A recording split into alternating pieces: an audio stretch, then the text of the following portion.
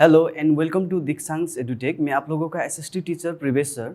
तो आज हम लोग जो कंटिन्यू कर रहे थे डेमोक्रेसी वही करेंगे। तो लास्ट क्लास में हम लोगों ने देखा था कि डेमोक्रेसी क्या है। तो डेमोक्रेसी में कैसे कैसे गवर्नमेंट होते हैं, जैसे हम लोगों ने डिस्कस किया था parliamentary form of government, presidential form of government, federal government, unitary government. तो वेरियस टाइप ऑफ गवर्नमेंट के बारे में हम लोगों ने डिस्कस किया है। तो उसी तरह से हम लोगों ने डेमोक्रेसी में क्या राइट्स दिए जाते ये भी हम लोगों ने देखा है। तो आज हम लोग ये जो यहाँ पर हम क्या करेंगे, आज हम लोग देखेंगे कि टाइप्स ऑफ डेमोक्रेसी, यानी कि हम लोगों ने डेमोक्रेसी के बारे में बहुत सारा चीज़ जान चुके। तो आज हम लोग यहाँ पर डेमोक्रेसी का टाइप्स के बारे में क्या करेंगे, डिस्कस करेंगे। तो पहले फिर से मैं थोड़ा रिमाइंड करवाना चाहता हूँ कि डेमोक्रेसी मीन्स पीपल्स रूल, यानी कि रूल्स ऑफ द पीपल, यानी कि जिस देश में डेमोक्रेटिक प्रिंसिपल को फॉलो किए जाते तो वहाँ पर एक्चुअली पीपल का ही राज चलते। जैसे हमारे इंडिया का अगर बात करें तो हमारे इंडिया में जो गवर्नमेंट फॉर्म होते, सरकार बनते, चाहे वो राज्य सरकार हो चाहे वो केंद्र सरकार हो, उसे हमारे देश के लोग ही बनाते। जैसे हमारे देश का जो केंद्र सरकार है उसके लिए लोकसभा का इलेक्शंस होगा एंड राज्य सरकार के लिए विधानसभा का इलेक्शंस होगा। तो basically what we can say कि democracy is the rule of people, यानी कि जो भी पावर होती है वो पीपल के पास ही होते। पीपल ही डिसाइड करेंगे कि कौन सा पॉलिटिकल पार्टी को क्या देना है, इस बार पावर देना है कि वो सरकार बनाकर क्या कर सके, देश का एडमिनिस्ट्रेशन चला सके। तो ठीक है, तो ये हो गया हमारा डेमोक्रेसी। तो हम लोग आज क्या देखने जा रहे हैं, टाइप्स ऑफ डेमोक्रेसी। तो टाइप्स ऑफ डेमोक्रेसी में डेमोक्रेसी को हम लोग दो पार्ट में डिवाइड कर सकते हैं। एक डायरेक्ट डेमोक्रेसी, ये हो गया डायरेक्ट डेमोक्रेसी। सेकंड हो गया हमारा इनडायरेक्ट डेमोक्रेसी। अब direct democracy and indirect democracy क्यों, जैसे हम लोगों ने लास्ट क्लास में भी डिस्कस किया था कि एथेंस के ग्रीस यानी कि ग्रीस के एथेंस में डायरेक्ट डेमोक्रेसी को क्या किए जाते थे, फॉलो किए जाते थे। यानी कि अगर राजा को कानून बनाना है, सरकार को कानून बनाना है, तो एथेंस के सभी लोगों को क्या किए जाते थे, इनवाइट किए जाते थे। क्योंकि उस टाइम पॉसिबल भी था ये सब चीज़, क्योंकि पॉपुलेशंस कम था, सभी पॉपुलेशंस को कंपलसरी बुलाए जाते थे। लेकिन आज के जो हमारे मॉडर्न वर्ल्ड है किसी भी देश में ये डायरेक्ट डेमोक्रेसी क्या नहीं है, पॉसिबल नहीं है, क्योंकि सभी देश में पॉपुलेशंस बॉडी क्या हो चुकी है, बढ़ चुकी है। So here what we get here is direct democracy and the indirect democracy. So इसी कारण से हमें डेमोक्रेसी का दो पार्ट मिलते हैं। अब डायरेक्ट डेमोक्रेसी आज के दिन में आई टोल्ड यू डैट कि ये पॉसिबल नहीं है। लेकिन जो इनडायरेक्ट डेमोक्रेसी ज़्यादातर देश में इनडायरेक्ट डेमोक्रेसी को ही आज के दिन क्या किए जाते, फॉलो किए जाते थे। तो फर्स्ट डिस्कस करते हम लोग direct democracy. What is direct democracy. अब देखिए what is direct democracy. Suppose मान लीजिए कि अगर किसी देश का, सपोज मान लीजिए कि एक कंट्री है, कंट्री यहाँ के गवर्नमेंट यानी कि जो सरकार होंगे, सरकार अगर किसी एक कानून बनाने की बात कर रहा है एंड इसमें यहाँ का जितना भी पॉपुलेशन से उन लोग को क्या करते, बुलाते हैं, यानी कि उन लोग को इनवाइट करते हैं कि आप लोग को भी क्या करना है, इस जो लॉ बनने जा रहा है वहाँ पर आप लोग का भी सहमति, यानी कि आप लोगों का उपस्थिति आप लोगों का प्रेजेंस चाहिए, ताकि आप लोग का भी राय बताए कि आप लोग कैसे कानून बनाना चाहते और किस तरह का कानून आप लोग पसंद करते। इस तरह से अगर पॉपुलेशंस को डायरेक्टली क्या किए जाते, बुलाए जाते, तो इस तरह के डेमोक्रेसी को हम लोग क्या बोलते, डायरेक्ट डेमोक्रेसी बोलते, जो आज के दिन क्या नहीं है, पॉसिबल नहीं है कि नहीं। जैसे कल भी हम लोगों ने देखा था। सो ये जो डायरेक्ट डेमोक्रेसी है डायरेक्ट डेमोक्रेसी में यहाँ पर गवर्नमेंट जो है, गवर्नमेंट में डायरेक्ट पार्टिसिपेशन किसका होगा, पीपल का होगा। So these are the citizens of a country. किसी भी देश ले लो किसी भी देश का सिटीजन्स हो गया। ये सिटीजन्स यानी कि ये जो पॉपुलेशन से डायरेक्ट क्या करेंगे, पार्टिसिपेट करेंगे, यानी कि इस तरह का डेमोक्रेसी को हम लोग क्या कहते हैं, डायरेक्ट डेमोक्रेसी कहते हैं। एंड ये पहले कहाँ पर प्रैक्टिस किए जाते थे, आई टोल्ड यू डैट ये एथेंस में, ग्रीस में इस तरह का डायरेक्ट डेमोक्रेसी को क्या किए जाते थे, प्रैक्टिस किए जाते थे। एंड ओके स्विट्जरलैंड में भी ओके ये प्रैक्टिस किए जाते हैं, क्योंकि ओके जिस देश में पॉपुलेशंस कम है तो वहाँ पर पॉसिबल है डायरेक्ट डेमोक्रेसी। लेकिन आज के ओके दिन में ज़्यादातर ओके देशों का पॉपुलेशंस बहुत ही क्या हो चुके, बढ़ चुके, तो वहाँ पर ये क्या नहीं है, पॉसिबल नहीं है। तो डायरेक्ट डेमोक्रेसी ओके क्लियर हुआ है, ओके एकदम सिंपल है। डायरेक्ट डेमोक्रेसी मीन्स जब ओके पीपल डायरेक्टली पार्टिसिपेट करते गवर्नमेंट के अफेयर्स में, तो उसे हम क्या कहते, डायरेक्ट डेमोक्रेसी कहते। तो पहले ओके एथेंस में ये क्या किए जाती थी, प्रैक्टिस किए जाती थी। ओके आज के दिन पर ओके अगर हम देखें तो स्विट्जरलैंड में भी कहीं ना कहीं ओके तो डायरेक्ट डेमोक्रेसी का क्या किए जा रहे हैं, ओके किए जाते थे। यहाँ पर भी ये ओके फॉलो अप किए जाते थे। सेकंड है ओके हमारा इनडायरेक्ट डेमोक्रेसी। अब देखिए इनडायरेक्ट डेमोक्रेसी क्या है। अब इनडायरेक्ट डेमोक्रेसी में ओके पहले हम यहाँ पर देखेंगे कि इनडायरेक्ट डेमोक्रेसी किसे कहते हैं और ओके किसको ओके हम लोग इनडायरेक्ट डेमोक्रेसी कह सकते हैं। तो सपोज मान लीजिए कि ये ओके देश हो गया, ठीक है। अब देश को चलाने के लिए ओके हमें क्या चाहिए, गवर्नमेंट चाहिए, गवर्नमेंट चाहिए, ठीक है। अब देश में पॉपुलेशन सपोज मान लीजिए ओके 121 मिलियन है, जैसे हमारे इंडिया का ही ले रहे हैं ओके 121 मिलियन अकॉर्डिंग टू 2011 का सेंसस। ओके अब तो और ज़्यादा क्या हो चुके, बढ़ चुके। 2011 का सेंसस ये कहती है कि हमारा ओके भारत का पॉपुलेशन कितना है, 121 मिलियन है। तो अब यहाँ पर गवर्नमेंट क्या नहीं कर सकते, 121 मिलियन पीपल को क्या नहीं कर सकते, ओके इनवाइट नहीं कर सकते, आप लोग भी आइए पार्लियामेंट में, ओके हम लोग नया कानून बनाने जा रहे हैं। तो ये कोई ओके पॉसिबिलिटी नहीं है, ओके यहाँ पर कोई पॉसिबल ही नहीं है। इसीलिए ओके 121 मिलियन से पहले ओके क्या भेजेंगे, अपना अपना रिप्रेजेंटेटिव, ओके जिसको हम लोग अगर स्टेट गवर्नमेंट का है तो उसे हम क्या कहते, MLAs कहते। ओके अगर सेंट्रल गवर्नमेंट का है तो उसे हम क्या कहते, MPs कहते, member of parliament, okay member of legislative okay assembly हो गया। तो ये रिप्रेजेंटेटिव ओके यहाँ पर क्या करेंगे, पार्टिसिपेट करेंगे, क्योंकि ये जो रिप्रेजेंटेटिव है ओके वो 121 मिलियन पीपल को क्या कर रहा है, रिप्रेजेंट कर रहा है। 121 मिलियन पीपल क्या चाहते, ओके तो वो सब रिप्रेजेंटेटिव ओके यहाँ जाकर पार्लियामेंट में ओके रखेंगे। तो उसके हिसाब से ओके आज के दिन इनडायरेक्ट डेमोक्रेसी को क्या किया जा रहा है, ओके चलाया जा रहा है। तो यहाँ पर अगर देखा जाए तो यहाँ पर ओके ये हमारा हो गया populations, okay populations universal adult franchise. अब ये ओके चीज़ आया फिर UAF okay universal adult franchise, उसके थ्रू वोट करते हैं, वोट ओके और उसके बाद क्या करते, अपना रिप्रेजेंटेटिव चुनते एंड वही रिप्रेजेंटेटिव ओके सरकार को चलाते हैं। यानी क्योंकि ये क्या हो गया, इनडायरेक्ट हो गया, यानी क्योंकि पीपल डायरेक्टली गवर्नमेंट को नहीं चला रहा है, पीपल वोट के थ्रू ओके हमारे रिप्रेजेंटेटिव को क्या दे रहा है, पावर दे रहा है एंड वही रिप्रेजेंटेटिव ओके हमारे तरफ से यानी कि पॉपुलेशंस के तरफ से क्या चलाएंगे, सरकार को चलाएंगे। क्लियर है ये, ओके यहाँ पर देख रहा है ओके ये फोटो जो इस तरह से यहाँ पर ओके ये सभी पीपल का क्या है, रिप्रेजेंटेटिव है। तो अगर हमारे इंडिया की बात करें ओके इंडिया का लोकसभा का इलेक्शंस का बात करें ओके तो वहाँ पर 543 रिप्रेजेंटेटिव ओके हम लोग भेजते हैं, वो उससे ओके हमारे क्या बनते, सेंट्रल गवर्नमेंट बनते। तो उसी तरह से ओके यहाँ पर इंपॉर्टेंट चीज़ आया कि वो क्या है, यूनिवर्सल अडल्ट फ्रेंचाइज। ओके इसी को हम डिस्कस कर ही लेते हैं कि यूनिवर्सल अडल्ट फ्रेंचाइज क्या है। यूनिवर्सल एडल्ट फ्रेंचाइज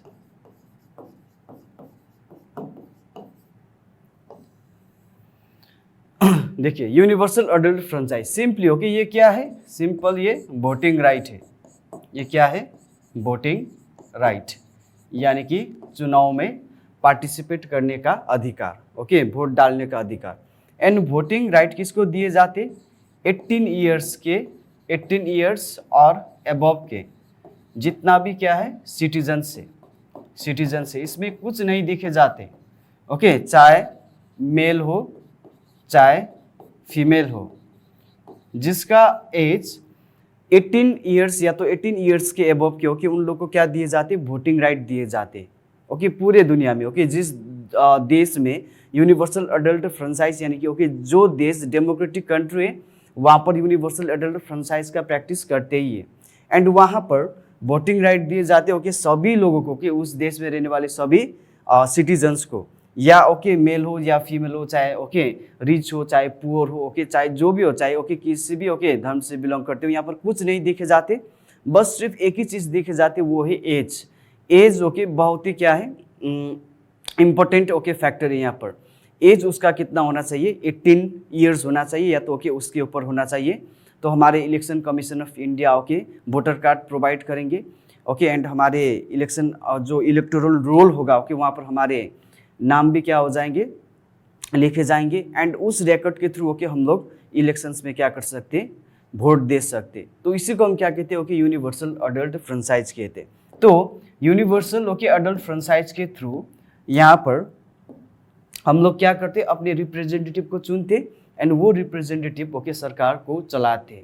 तो इससे ओके कहते हैं हम लोग इनडायरेक्ट डेमोक्रेसी कहते हैं ओके। एक डायरेक्ट डेमोक्रेसी हो गया, दूसरा हो गया इनडायरेक्ट डेमोक्रेसी। क्लियर है okay. Now next is features of democracy. Now features of democracy, so these are the okay following features of democracy okay we shall discuss now okay हम लोग discuss करेंगे। आप लोग ओके एकदम ध्यान से okay अच्छे से देखिए। तो यहाँ पर फर्स्ट है ओके हमारा लिबर्टी। लिबर्टी का मतलब है ओके फ्रीडम, यानी कि डेमोक्रेटिक कंट्री में सभी को क्या दिए जाते, फ्रीडम दिए जाते, चाहे वो ओके सोशल फ्रीडम हो, चाहे ओके पॉलिटिकल फ्रीडम हो, चाहे इकोनॉमिक फ्रीडम हो ओके हर एक चीज़ में freedom of speech expressions okay, freedom of movement from one place to another, freedom of okay associations, freedom of organizations, freedom of religions okay। so यानी कि जो ये लिबर्टी है ओके ये लिबर्टी ओके हमारे लिए सब कुछ है ओके, सब थोके हमारे लिए, क्योंकि डेमोक्रेसी में ओके सभी सिटीजन्स को क्या दिए जाते ओके फ्रीडम दिए जाते ओके। कोई किसी को ओके दबाने की कोशिश नहीं करेंगे, तो एकदम फ्रीली ओके हम लोग क्या कर सकते हैं, अपने देश में जी सकते। एंड ये सबसे इम्पोर्टेंट ओके प्रिंसिपल है किसका, डेमोक्रेसी का ओके। एंड ये जो प्रिंसिपल है ये कहाँ से आया था ओके, ये आया था हमारा फ्रेंच रेवोल्यूशन से। कल हम लोगों ने किया था ना, फ्रांस में जो रेवोल्यूशन हुआ था 1789 में, वहाँ से ओके वहाँ के लोगों ने इस चीज़ को क्या किया, डिमांड किया कि हमें क्या चाहिए, फ्रीडम चाहिए, हमें क्या चाहिए ओके, हमें लिबर्टी चाहिए। तो वहाँ से ओके यही चीज़ ओके हमारे इंडिया के डेमोक्रेसी में भी ओके आज के दिन देख सकते, एंड सभी देशों के ओके डेमोक्रेसी में ये देख सकते कि वहाँ पर फ्रीडम तो होती है ओके, लिबर्टी प्रिंसिपल तो होता ही है ओके। लिबर्टी हो गया first features of democracy. Second one is equality, ये भी ओके इसी में ओके, चाहे वो सोशल इक्वलिटी हो, चाहे पॉलिटिकल हो, चाहे ओके इकोनॉमिक इक्वलिटी हो। तो ये इक्वलिटी ओके बहुत ही इम्पोर्टेंट है। अगर ओके हम लोग बात करें तो इक्वलिटी ओके कानून के आगे भी ओके हम सब लोग क्या है, एक समान है ओके, वो भी हम यहाँ पर करेंगे ओके, रूल ऑफ लॉ में करेंगे, यहाँ पर भी ओके देखेंगे। तो इक्वलिटी में किसी को भी ओके समाज में ओके जो लोग रह रहा ओके वो एकदम एक समान के हिसाब से रह सकते है कि नहीं। कोई वहाँ पर ओके किसी को दबाने की कोशिश नहीं करेंगे ओके, डिस्क्रिमिनेट करने की कोशिश नहीं करेंगे, उच्च नीच के भाव ओके, अमीर गरीब का ओके जो ये इस तरह का ओके फीलिंग्स नहीं रहेंगे। तो इस तरह का ओके प्रिंसिपल भी ओके डाले गए ओके डेमोक्रेसी में, जो हमारे देश में भी है। इक्वलिटी मीन्स ओके एक समानता ओके, यानी कि समानता है, यानी कि सभी लोगों को इक्वली ट्रीट किए जाते ओके हमारे डेमोक्रेटिक ओके कंट्री में। Number 3 okay fraternity. Fraternity means brotherhood. ये बहुत ही क्या है, इम्पोर्टेंट है, क्योंकि इसी से ही ओके हमारे देश you know that okay lots of diversity okay is there in our country. हमारे इंडिया में ओके हर एक चीज़ में क्या है, डाइवर्सिटी है, चाहे भाषा की बात करें है कि नहीं, चाहे रिलीजन की बात करें, चाहे ओके जो भी हो कास्ट लेकर कम्युनिटीज़ को ओके लेकर बात करें, तो हर एक चीज़ में ओके क्या है, डाइवर्सिटी है। फिर भी हमारे इंडिया में क्या है, यूनिटी है ओके उसी डाइवर्सिटी में। कहीं ना कहीं ओके वो किस प्रिंसिपल के कारण भी हुआ है, फ्रेटर्निटी। क्योंकि ओके डेमोक्रेटिक कंट्री में ये बताया जाती है कि ओके हमें कौन सा प्रिंसिपल फॉलो करना है, फ्रेटर्निटी, यानी कि ब्रदरहुड ओके। चाहे जो भी हो, हम एक देश के अंदर रहते तो हम सब लोग क्या है, भाई है, भाई भाई है ओके, यानी कि भाईचारा को ओके हम लोग क्या कहते हैं, फ्रेटर्निटी कहते हैं ओके। ये भी हमारे एकदम ओके इंपॉर्टेंट फीचर्स आते, कहाँ से आते, ये डेमोक्रेसी से। एंड ये जो 3 है okay, equality, liberty and fraternity, ये सब कहाँ से आए हैं, ये हमारा फ्रेंच रेवोल्यूशंस ओके ऑफ 1789 यहीं से आए हैं okay equality, fraternity and liberty France से आए। ओके एंड हमारे संविधान में भी ओके फ्रांस से ओके लाकर हमारे संविधान में इसे डाले गए थे। ओके हमारे संविधान का ओके ये लिबर्टी, इक्वलिटी एंड फ्रेटर्निटी बहुत ही इंपॉर्टेंट प्रिंसिपल है जो फ्रांस से ओके लाया गया था, क्योंकि ये फ्रांस से ही ओके इसका क्या हुआ था, शुरुआत हुआ था। नाउ डेमोक्रेसी का ओके दूसरा एकदम इंपॉर्टेंट फीचर है वो रेगुलर इलेक्शंस। अब देखिए रेगुलर इलेक्शंस मतलब ओके जिस इलेक्शंस के थ्रू ओके हम लोग गवर्नमेंट को क्या करते हैं, चूज करते हैं यानी कि सिलेक्ट करते हैं, क्योंकि डेमोक्रेटिक कंट्री में आई टोल्ड यू डैट कि जो सरकार बनाने का ओके बनाने का जो अधिकार और पावर है ओके वो पीपल ही प्रोवाइड करती है थ्रू द इलेक्शंस। इसीलिए इलेक्शंस होना बहुत ही क्या है, जरूरी है।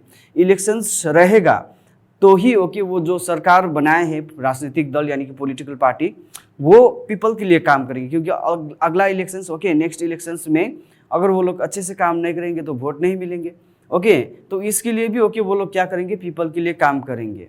तो रेगुलर ओके इलेक्शंस होना बहुत ही ज़रूरी है। ओके लेकिन ये डिपेंड करते हैं ओके कंट्री के डेमोक्रेटिक सिस्टम के ऊपर, क्योंकि हर एक देश में ओके डेमोक्रेटिक प्रिंसिपल को ओके अपने हिसाब से क्या किए गए, उससे इम्प्लीमेंट किया गया है। हमारे देश का डेमोक्रेटिक प्रिंसिपल एंड दूसरा देश का डेमोक्रेटिक प्रिंसिपल क्या नहीं हो सकता है, ओके सिमिलर नहीं हो सकता है, क्योंकि उस देश का ओके जो सिचुएशन यानी कि कंडीशंस एंड हमारे देश का कंडीशंस क्या नहीं करते, ओके मेल नहीं खाते यानी कि सिमिलर नहीं होते। इसीलिए हमारे देश में ओके अलग टाइप के डेमोक्रेटिक प्रिंसिपल को फॉलो किए जाते, दूसरे देश में ओके अलग टाइप के। इसीलिए यहाँ पर रेगुलर इलेक्शंस भी ओके उसी तरह से किसी देश में 6 साल के बाद रेगुलर इलेक्शन होते, हमारे देश की बात करें तो 5 साल के बाद ओके इलेक्शंस होते, चाहे वो विधानसभा का इलेक्शंस हो। विधानसभा का इलेक्शन से ओके हम लोग क्या चुनते, राज्य सरकार। लोकसभा का इलेक्शन से हम लोग क्या चुनते, केंद्र सरकार। चाहे वो ओके लोकसभा का इलेक्शन हो चाहे विधानसभा का इलेक्शन हो, हमारे इंडिया में ओके हमारे भारत में 5 साल के बाद ही होते रेगुलर। ओके ये 5 ईयर्स के बाद ही होते, कहाँ पर, हमारे इंडिया में। ओके एंड ये भी इंपॉर्टेंट फीचर्स है किसका, डेमोक्रेसी का। अगर कोई देश डेमोक्रेटिक प्रिंसिपल को फॉलो करता है तो ओके उस देश में रेगुलर इलेक्शंस होना ही पड़ेगा, यानी कि ओके होना ही चाहिए। ओके या तो वो 5 साल में करेंगे, या तो 4 साल में करेंगे, या तो 6 साल में करेंगे, 7 साल में करेंगे, लेकिन वहाँ पर रेगुलर इलेक्शंस होना बहुत ही क्या है, जरूरी है। ओके ये भी डेमोक्रेसी कहते हैं और ये डेमोक्रेसी का इंपॉर्टेंट क्या है, ये फीचर्स है। ओके अब देखिए next one is rule of majority, यानी कि डेमोक्रेसी में ओके मेजोरिटी का रूल होते हैं। अब यहाँ से ओके आप लोग को कंफ्यूज नहीं होना है। मेजोरिटी मीन्स ओके कि जिसका मेजोरिटी बन गए ओके वही रूल करेंगे, ये नहीं। कम्युनिटी का मेजोरिटी ओके कम्युनिटी का मेजोरिटी, रिलीजन का मेजोरिटी, कास्ट का मेजोरिटी, लैंग्वेज का मेजोरिटी, नहीं ये भी नहीं, ये भी नहीं, ओके ये भी नहीं, ये भी नहीं। ओके ये मेजोरिटी की बात नहीं कर रहा है। ओके एक देश के अंदर ये सभी ओके अलग अलग कम्युनिटी होगा, अलग अलग रिलीजन्स को मानने वाले लोग होंगे, अलग अलग कास्ट के लोग होंगे, अलग अलग ओके लैंग्वेज में बात करने वाले ओके लोग होंगे, अलग अलग ओके फेस्टिवल को सेलिब्रेट करने वाले लोग होंगे। ये सब मिलाकर ओके जो यहाँ पर मेजोरिटी बनती है ओके उस मेजोरिटी की बात कर रहे हैं। वो मेजोरिटी का ओके डेमोक्रेसी में क्या रहेंगे, रूल रहेंगे। क्योंकि कभी भी ओके डेमोक्रेसी ये नहीं कहते कि मेजोरिटी जो है ओके वो कम्युनिटी के हिसाब से बनना चाहिए, रिलीजन के हिसाब से बनना चाहिए। ओके इस तरह का जो मेजोरिटी ओके वो देश के लिए ओके क्या नहीं होते, कभी भी सही नहीं होते। सभी ओके देश में ओके जितने भी लोग ओके वो सब मिलकर ओके एक मेजोरिटी बन गए तो वो मेजोरिटी क्या कर सकते, डेमोक्रेसी में रूल कर सकते। यही कह रहे हैं okay rule of majority. Rule of law, rule of law means okay all are equal on the eye of law, यानी कि कानून के ओके आगे सब लोग क्या है, एक समान है। चाहे वो प्रेसिडेंट हो, चाहे वो प्राइम मिनिस्टर हो, चाहे वो अमीर पीपल हो, चाहे गरीब पीपल हो, ओके चाहे वो क्यों ना ओके बड़ा स्टार हो, ओके लेकिन कानून के सामने ओके कानून के आगे सब लोग एक समान है। अगर उसने क्राइम किया है ओके उसे भी क्या मिलेंगे, पनिशमेंट मिलेंगे।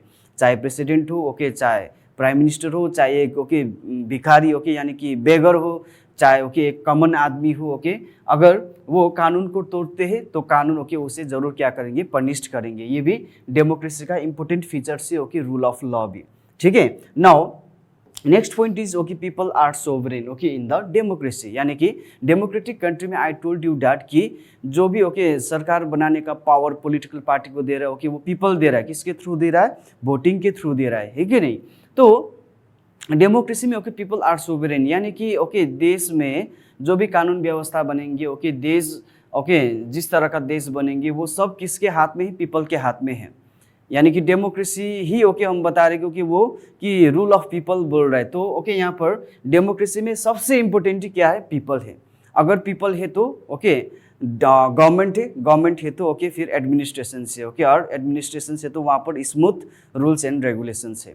अगर पीपल ही नहीं है ओके तो फिर डेमोक्रेसी ही नहीं है। ओके तो इसीलिए पीपल क्या है? डेमोक्रेसी में सबसे ओके इम्पोर्टेंट है, सबसे फर्स्ट ओके सबसे प्राइमरी ओके पीपल है। पीपल ही तय करेंगे कि किसको ओके सरकार बनाकर ओके देश को चलाना है, किस तरह का कानून बनाना है, किस तरह का कानून व्यवस्था होना चाहिए। ओके ये कौन तय करेंगे? पीपल करेंगे। ओके किसको पावर देना है? ओके ये भी कौन तय करेंगे? पीपल करेंगे। एंड ओके डेमोक्रेसी में क्या करते हैं हम लोग? बिलीव्स इन कॉन्स्टिट्यूशनल मीन्स, यानी कि डेमोक्रेसी हर एक डेमोक्रेटिक कंट्री में ओके उसका संविधान तो होगा ही होगा, ओके एंड होना ही चाहिए। एंड संविधान में ओके जिस हिसाब से रूल्स एंड रेगुलेशंस लिखा गया है, यानी कि रूल्स एंड रेगुलेशन को ओके जिस हिसाब से लिखा गया है उसी के हिसाब से सरकार चलाएंगे। क्योंकि सरकार भी ओके कॉन्स्टिट्यूशंस के ऊपर तो नहीं है, ओके सरकार भी किसके नीचे है? हमारे संविधान के नीचे ही है। यानी कि हमारा ओके डेमोक्रेटिक कंट्री का सबसे ओके इम्पोर्टेंट चीज़ क्या भी है? डेमोक्रेटिक कंट्री में कॉन्स्टिट्यूशंस भी है। ओके उसे पीपल भी मानते हैं। ओके पीपल यानी कि ओके वहाँ के सरकार, ओके उस देश के सरकार, ओके सभी लोगों को संविधान को क्या करना होगा? फॉलो करना होगा एंड मानना होगा। इसीलिए ओके हमारे लिए संविधान क्या है? सब चीज़ें। ओके यानी कि these are the following features of democracy: liberty, equality, fraternity, regular election, okay rule of majority, rule of law, peoples are sovereign, okay and believes in constitutional means. Okay so now next topic is equality. अब देखिए equality क्या है? Okay ये हम लोगों ने थोड़ा देख ही लिया था। ओके किस किस चीज़ में ओके हमें इक्वालिटी मिलेंगे? I told you that social equality, okay economic equality, political equality. अगर सोशल इक्वालिटी ओके यानी कि समाज के ओके हम लोग बात करें तो ये बहुत ही ज़्यादा ओके होने का चांसेस रहते हैं। या तो ओके कास्ट सिस्टम को लेकर okay prejudice means okay pre conception, इसका मतलब है प्री कंसेप्शन, यानी कि हम ओके कुछ जाने बिना ओके हम लोग क्या करते अंदाज, यानी कि ओके हम लोग कुछ किसी के बारे में ओके बुरा कहना, ओके उसके बारे में हमें कुछ याद नहीं है फिर भी उसके बारे में ओके हम लोग कुछ okay bad okay intuition okay ये बना रहे, ओके उसके बारे में okay bad okay imaginations okay यानी कि बैड कंसेप्ट बना रहे, ओके गलत कंसेप्ट बना रहा है, तो उसी को हम क्या कहते हैं? प्रिजुडाइज कहते हैं। ओके एंड प्रिजुडाइज ओके हमारी सोसाइटी के लिए बहुत ही क्या है? ओके हार्मफुल है। ये हमारे सोसाइटी को क्या कर सकते हैं? ओके खराब कर सकते हैं। नॉट ओनली सोसाइटी ओके हमारे पूरे देश को ही क्या कर सकते हैं? ये खराब कर सकते। तो ज़्यादातर ओके हम लोग कास्ट सिस्टम में देख सकते हैं, इजंट इट? कास्ट सिस्टम में okay lower caste, upper caste, okay जबकि लोगों को पता भी नहीं है कि ओके कास्ट कहाँ से ओरिजिनेट हुआ था, कैसे हुआ था। ओके ये सब ओके हम ही लोगों ने बनाए थे, क्योंकि ओके ये तो क्या हो गया? हमारा कास्ट सिस्टम तो ह्यूमन मेड कल्चर हो गया। ओके हमने बनाया, ओके नेचर ने नहीं बनाए हैं, ओके नेचर ने क्रिएट नहीं किए इसे, तो ओके धीरे धीरे हम लोगों ने क्या किया था? स्टार्ट किया था। उसके बाद वहाँ पर क्या होने लगे? डिस्क्रिमिनेशन स्टार्ट होने लगे लोअर कास्ट के ऊपर, ओके अपर कास्ट, ओके इस तरह से क्या होने लगे? डिस्क्रिमिनेशन होने लगे। तो बाद में जाकर ओके रियलाइज किया कि ओके ये कास्ट सिस्टम के कारण ओके हमारे समाज क्या नहीं होना चाहिए? नहीं ओके बिगड़ना चाहिए। ओके समाज क्या होना चाहिए? समाज में रहने वाले हर लोग सुरक्षित होना चाहिए। ओके क्योंकि हम लोग कहाँ पर रहते? डेमोक्रेटिक कंट्री में रहते, जहाँ पर संविधान है, जहाँ पर ओके संविधान में हर एक चीज़ों का क्या लिखा गया है? रूल्स एंड रेगुलेशंस लिखा गया है।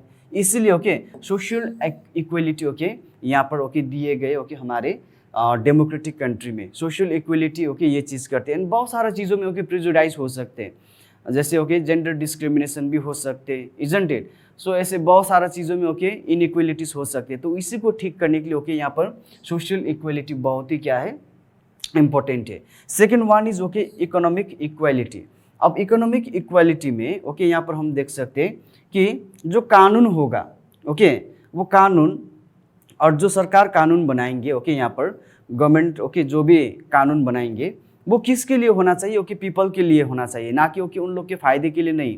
उन लोगों को ओके हम लोगों ने सरकार बनाकर चलाने के लिए दिया है ओके, यानी कि ओके उन लोगों को कमाने के लिए नहीं दिया है। इसीलिए उन लोग को हम लोगों ने पावर दिया है ताकि वो लोग ओके हमारे लिए क्या करे, काम करे। ओके जो भी हमारे संविधान में लिखा हुआ रूल्स एंड रेगुलेशंस है ओके उसे फॉलो करके हमारे लिए वो क्या करे, वेलफेयर वर्क करे, ओके हमारे लिए डेवलपमेंटल वर्क करे। इसके लिए ओके उन लोग को हम लोगों ने क्या दिया है, इलेक्शंस में वोट दिया है। अब उन लोग का सिर्फ काम क्या है कि ओके हमारे लिए काम करना। ओके उन लोग ओके उस पद पर इसीलिए गए कि ओके ताकि हमारे लिए वो क्या कर सके, काम कर सके। इसीलिए तो ओके यहाँ पर ओके हमें क्या दिखाई देती है, ओके इकोनॉमिक इक्वलिटी, यानी कि इसमें दो चीज़ और दूसरा चीज़ भी आते हैं।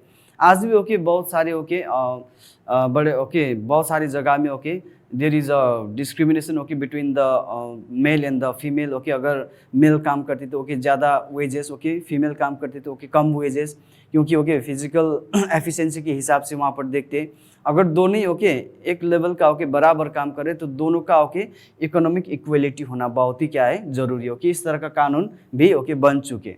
एंड थर्ड वन है ओके पॉलिटिकल इक्वालिटी, यानी कि पॉलिटिकल इक्वालिटी ओके हम किस तरह से क्या कर सकते हैं, अटेंड कर सकते हैं। एक तो हो गया ओके ये universal adult franchise. Okay we already discussed okay what is universal adult franchise, यानी कि ओके यहाँ पर जेंडर नहीं देखे जाते, कास्ट नहीं देखे जाते, ओके रिलीजन नहीं देखे जाते, ओके इकोनॉमिक स्टेटस नहीं देखे जाते, सिर्फ एक ही चीज़ देखे जाती है वो है ओके एज। वो कितना 18 साल या तो 18 साल के ऊपर के ओके सभी यूथ्स यानी कि एडल्ट को क्या दिए जाते, वोटिंग राइट दिए जाते। ओके उसी को हम क्या कहते हैं, पॉलिटिकल इक्वालिटी कहते हैं। ओके एंड ये कहाँ पर फॉलो किए जाते, डेमोक्रेसी में। सेकंड वन है ओके रूल ऑफ लॉ, जैसे ओके हम लोगों ने डिस्कस किया कि ओके हम सब लोग क्या है, on the eyes of law okay we all are equal, यानी कि कानून के आगे ओके हम सब ओके एक समान है।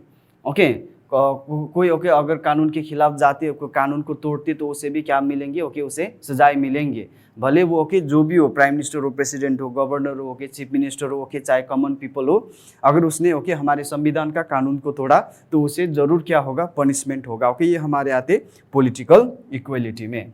ठीक है, नाउ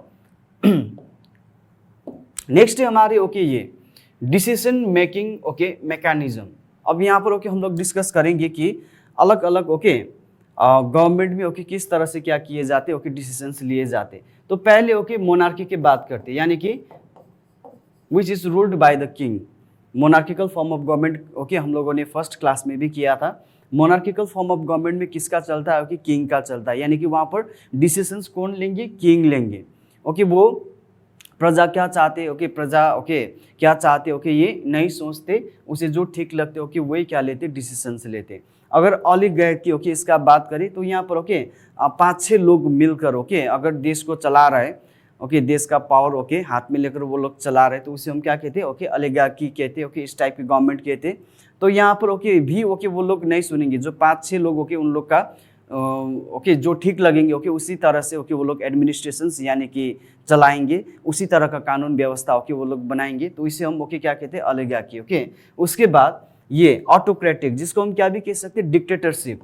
ओके जो हम लोगों ने लास्ट क्लास में किया था ओके हिटलर का, जर्मनी का ओके डिक्टेटर, यानी कि डिक्टेटर में क्या होगा, या तो मिलिट्री डिक्टेटरशिप हो सकते ओके कि मिलिट्री का पावर ही उसके पास, ओके जैसे हिटलर का ओके मिलिट्री पावर के कारण वो पावरफुल हो गए, इसीलिए जर्मनी में डिक्टेटरशिप स्टार्ट किया। वहाँ पर हिटलर का ही ओके जो वो बोलते थे, जो वो सोचते थे ओके वही क्या हो जाते थे, कानून हो जाते थे। तो इसीलिए ओके डिक्टेटरशिप में, ऑटोक्रेसी में ओके भी क्या किए जाते, अब एक ही आदमी क्या करेंगे, डिसीजंस लेंगे। अब ओके इसके कंपैरिजन में ओके हम लोग किसको देखेंगे, डेमोक्रेसी में देखेंगे। तो डेमोक्रेसी में अगर देखा जाए तो डिसीजंस लेने में ओके लंबा समय लगते हैं। ओके एक छोटा सा ओके डिसीजंस लेने में भी ओके लंबा समय लगते हैं, लेकिन जो डिसीजंस ओके वो बनाते हैं वो decisions okay made by the people and made for the people, यानी कि पीपल ने जिसको रिप्रेजेंटेटिव बनाकर भेजे हैं ओके वही लोग क्या करते, डिसीजंस लेते, यानी कि हमारे सरकार लेते, एंड वो जो भी डिसीजंस करेंगे ओके वो हमारे हित में ही ओके करेंगे। और representative okay who makes law are selected by the people, यानी कि ओके जो यहाँ रिप्रेजेंटेटिव जो ओके लॉ बना रहे, कानून बना रहे ओके उन लोगों को तो हम ही लोगों ने क्या किया है, भेजे है इलेक्शंस में जिता कर ओके हम ही लोगों ने भेजे। तो ओके ऑब्वियसली ओके हमारे फॉर ओके यानी कि हमारे लिए ओके वो लोग हमारे सुइटेबल के लिए ही ओके वो लोग क्या बनाएंगे, कानून बनाएंगे।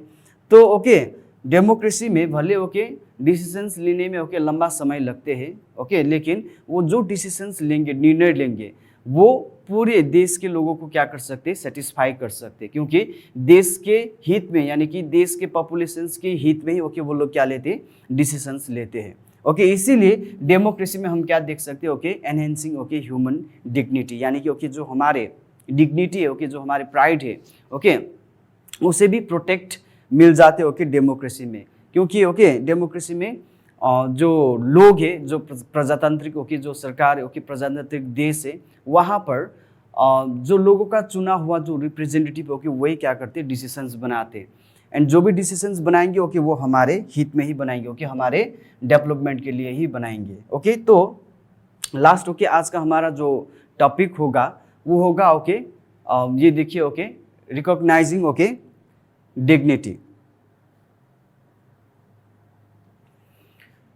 ठीक है, ये रिकॉग्नाइजिंग डिग्निटी, इसमें ओके हम लोग ओके एक स्टोरी के बारे में ओके थोड़ा डिस्कस करेंगे, वो है ओके जुठन यानी कि ओके ओम प्रकाश ओके वाल्मीकि ने लिखा है, ये एक ऑटोबायोग्राफी है। तो Om Prakash Valmiki belong to Dalit family, so he was he was always ill treated in class even by his teacher. He was never allowed to sit in the bench with other students. Rest of the time he was told to clean the school or to clean the boundary of the school. He was not allowed to drink the water of school also. One day his father was going through his school. He saw that his son was sweeping the school floor instead of studying. Okay, he took him to the master and had a lot debate with the headmaster before leaving the school. He even challenged that teachers that okay not only Valmiki but the other children who belong to Dalit okay would also study and okay like okay Valmiki, यानी कि जो ये okay ओम Prakash Valmiki okay वो एक दलित परिवार से belong करते थे, यानी कि ओके लोअर कास्ट से बिलोंग करते थे, सो कॉल्ड क्लास्ट। तो जब वो स्कूल जाते थे, स्कूल्स में ओके उसे बेंच में भी नहीं रखे जाते थे, क्योंकि वो ओके सो कॉल्ड क्लास से बिलोंग करते, कास्ट से बिलोंग करते। उसे या तो फ्लोर में ओके रखे जाते थे, या तो ज़्यादातर ओके उसे क्लास के बाहर ही रखते थे। ओके या तो उसे ओके स्कूल का काम करने के लिए बोलते थे, ओके कभी ओके स्वीपिंग करने के लिए, कभी ओके किसी चीज़ साफ करने के लिए बोलते थे।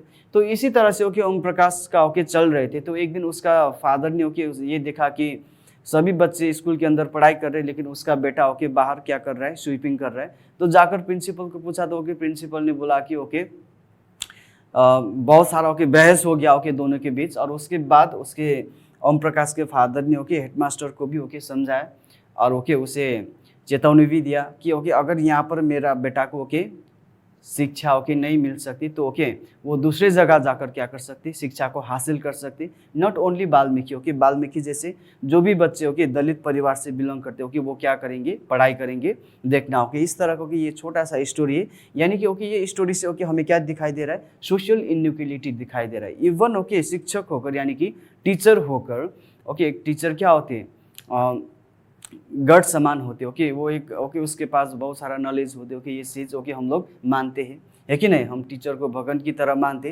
लेकिन वही ओके इस तरह का हरकत करेंगे तो फिर ओके देश का हालत क्या हो जाएंगे।